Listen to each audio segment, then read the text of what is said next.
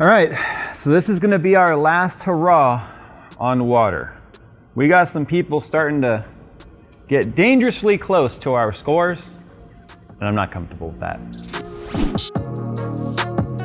NZXT's starter PC series now starts at $699 and gives you everything you need to get into the world of PC. Available in multiple configurations, the starter PC can be tailored to meet your budget and needs and are the perfect way to build a work or learn from home setup while still being capable of 1080p 60 FPS gaming and popular titles like Fortnite, Rainbow Six Siege, and League of Legends. All of NZXT PCs come backed with a 2-year warranty on parts, labor, and RAM overclocking, helping to guarantee the best gaming possible for your build. To see the full list of specs and pricing on the NZXT Starter PC series, click the link in the description below.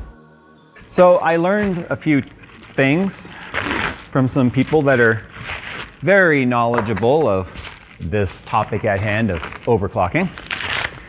And seeing as it seems like Steve's getting help from everyone in the world, I might as well reach out to some people I know as well. Found out there's some inefficiencies in my setup here that I think is keeping me from being able to reach that 30,000 score. So you guys may not have seen, I uploaded a score that was 29,737. And I know Paul, I uploaded that shortly after Paul beat our score on air. And then Steve did a score on just water, which was, I think it was in the high 28s. And then he ended up getting like a 29,200 and something.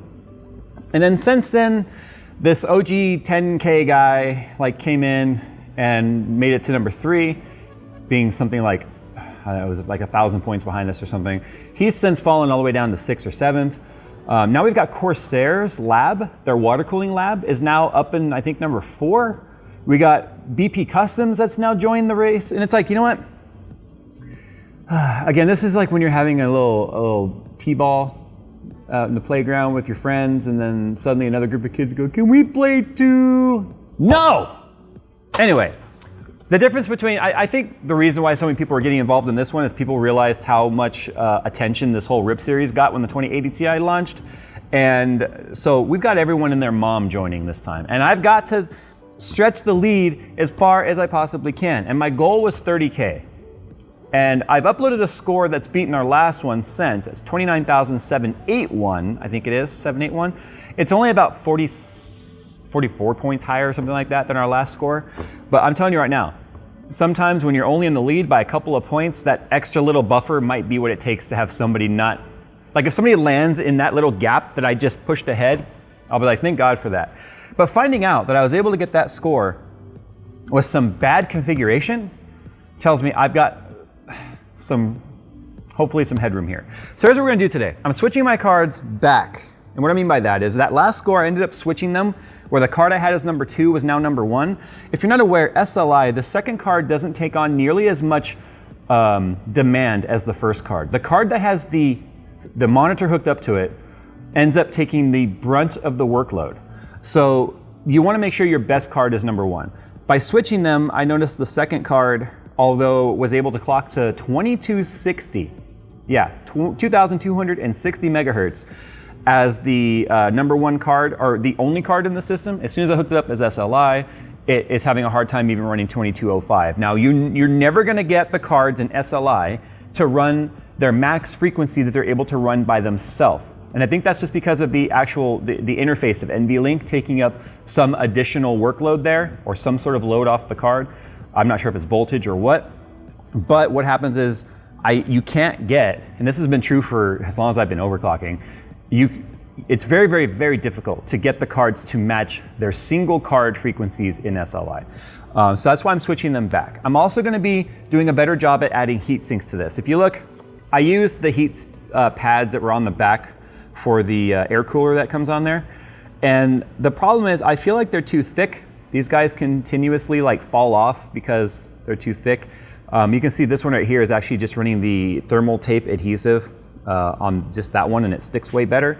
So I've got more heat sinks, and because the problem was not all of the ones I got had tape on them, which is really weird, I got this giant roll of thermal tape. I think we've got enough to last us a while. So I'm gonna be putting these heat sinks back on. I'll probably be putting heat sinks on the chokes as well, to just try and keep things as cool as possible. The reason for that is temperature equals, well, heat equals voltage loss.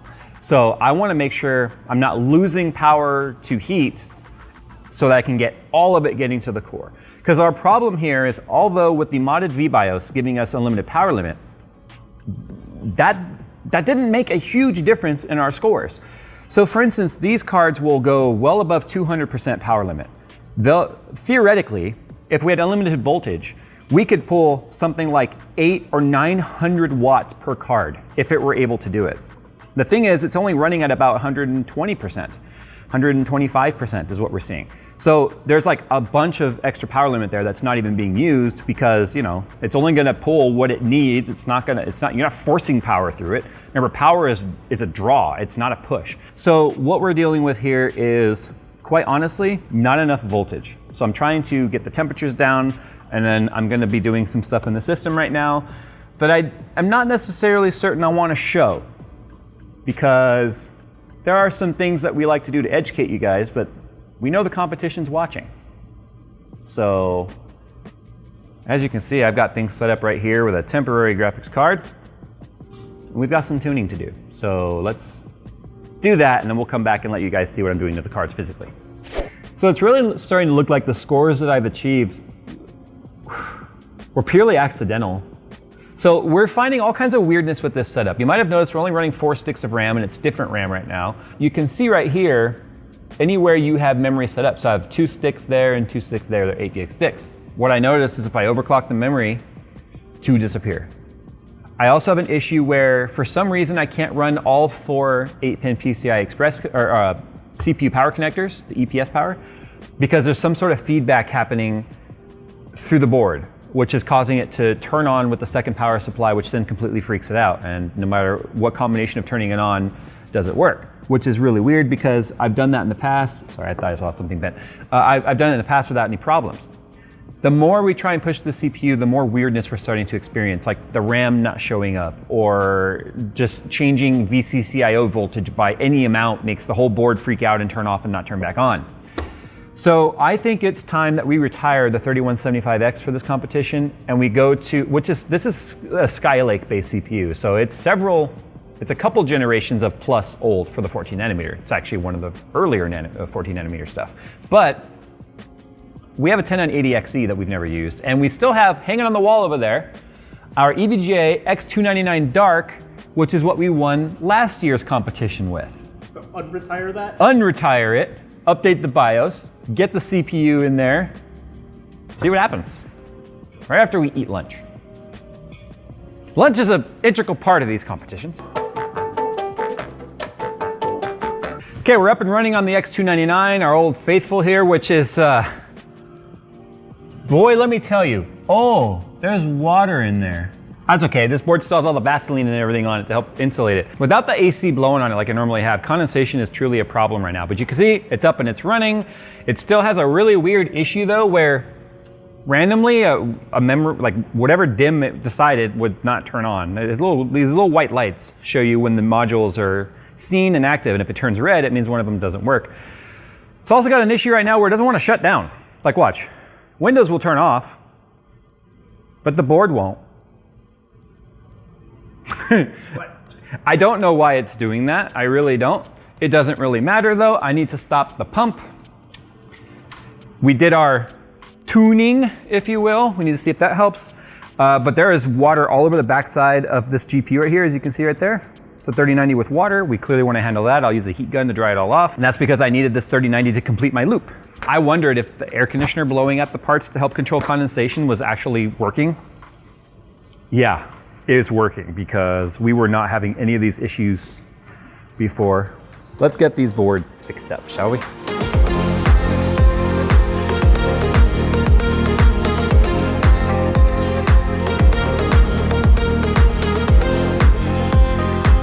So you might have noticed I'm using the power of my iFixit tweezers to attach these little guys.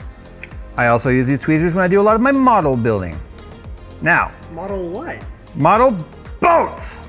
The holidays are coming up and you probably have a husband or a boyfriend or a brother or maybe even a wife or a sister, a cousin, second cousin's roommate, who's like impossible to buy gifts for. And if they like to build things or work on things, you might want to consider getting them their very own iFixit kit. Link in the description below.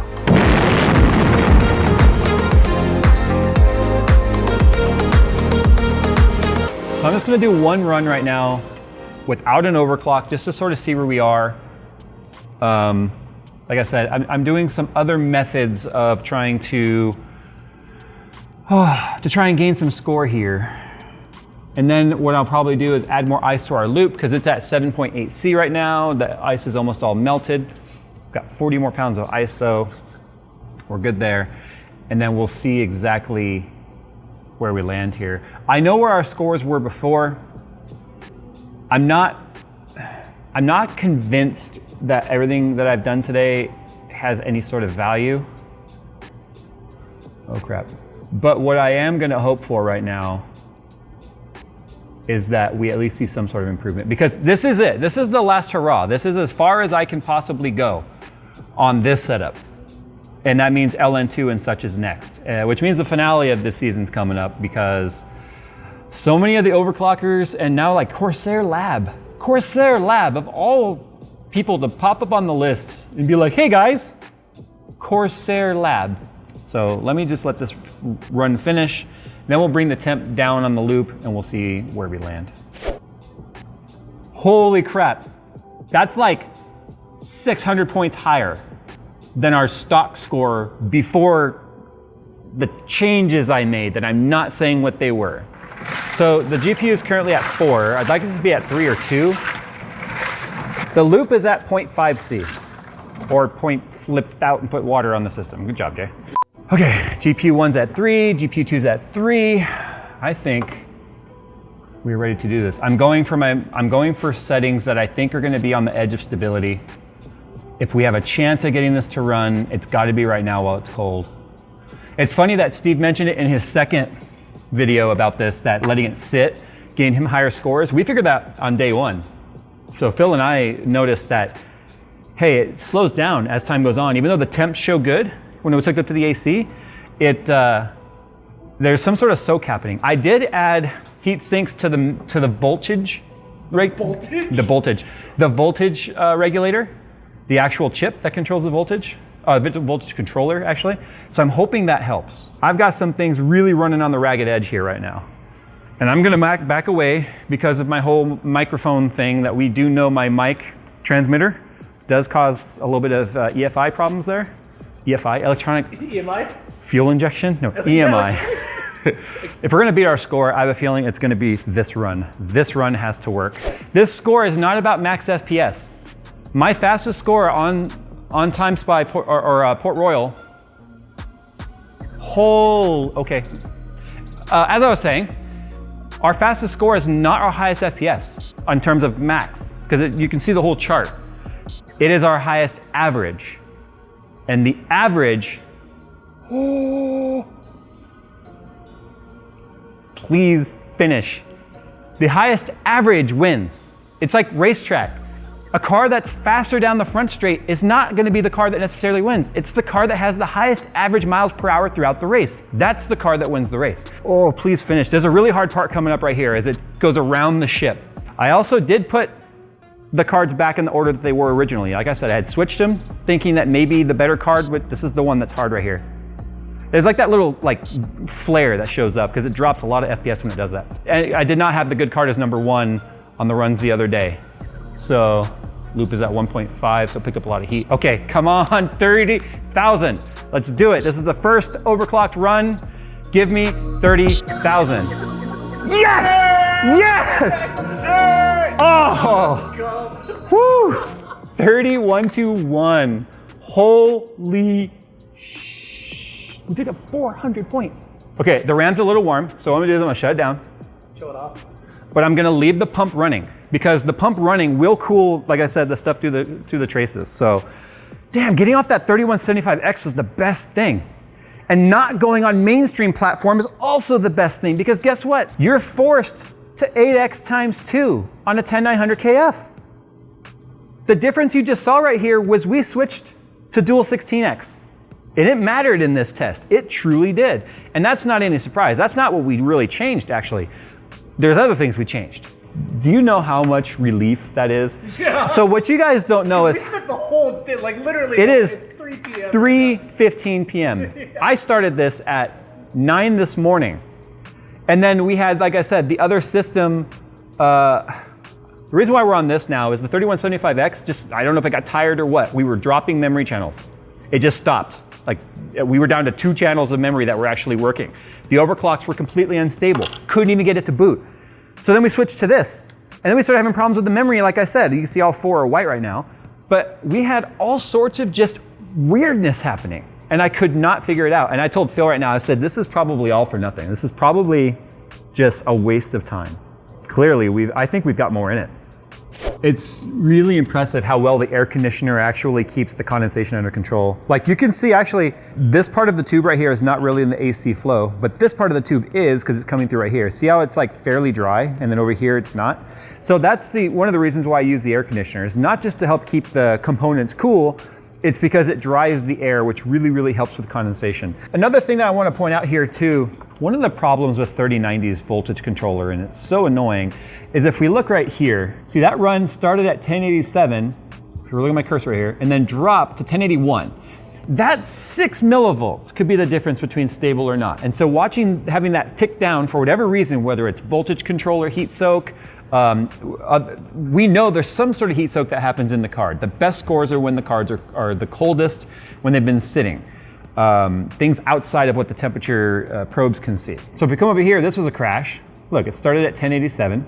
Then the next run was a 1081, and then this crash right here started at 1081 and then went up to 1.1. So half the time you don't know if you're chasing core instability or the voltage drop below where the core needed for stability. There's a difference between the core is unstable because of silicon lottery or the core is unstable because the voltage is going all over the place. Let's just do this run and see where we ended up. I've got several scores to show you guys though. We had a very good day today. I can't be mad at all. We broke our score. We pushed ourselves even further into the second place. Yes, Kingpin's first. There's a reason why he has his name on an overclocking graphics card. So many people were like, who's Kingpin? It's like, what rock have you lived under? I literally have like 7 Kingpin cards here because I collect them. They're the only graphics card I will never give away or sell because I actually collect Kingpin cards. It's like collecting baseball cards, only they're Kingpin cards. Yeah, absolutely. What? All right, so our best of the day was the 3259. I was tempted to sandbag some of these scores, but here's the thing. We know the next step is LN2, and that's before we even do voltage modding. So there it is right there, 30,259. Our graphics test, this is what gives you your score. 140.009 FPS. If we compare like our very first SLI run of over 29,000, look at that, 134.59. We're talking not even 6 FPS average is a difference of a 29,071 and a 30,259. But you know, there's a problem here. We've spent so much time, well, I've spent so much time. Phil's just been like cataloging my frustration here. Oh, look at that. Bearded Hardware right now is at 16,358 and he's still on single card on air, right? So let's take a look at his detailed result. I want to see what his temps and stuff are. Oh, he's at 2315. There's no way he's on air. Look at that, average temperature, NA. Yeah, it's obvious he's on LN2. So with that out of the way, let's see who we can go after now. Our current score right now, we're number 9, 15,148. That was just our air conditioner when we did our very first review. So you know what that means we gotta do right now.